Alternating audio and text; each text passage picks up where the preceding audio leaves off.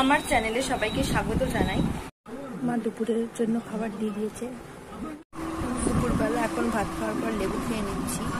তোমরা একটু চেষ্টা করবে প্রতিদিন ভাত খাওয়ার পর কোনো কিছু ফল খাওয়া, তাতে স্কিন খুব ভালো থাকে। এখন বাইরে মারাত্মক গরম পড়েছে।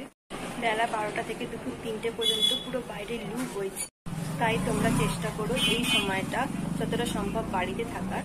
আর যাদের কাজের জন্য বাইরে বেরোতেই হয় তারা বাইরে ছাতা নিয়ে বেরোন বা হালকা মাথায় চাপা দেওয়ার জন্য রুমাল বা কাপড় ইউজ করুন। প্রচুর পরিমাণে জল খান। ঠান্ডাযুক্ত জায়গায় বসার চেষ্টা করুন। সন্ধ্যেবেলা আমি চা বিস্কুট নিমকি খাই। বাড়ি ফিরে আমি ল্যাপটপে বসি, যে কাজগুলো পেন্ডিং থাকে সেগুলো করি।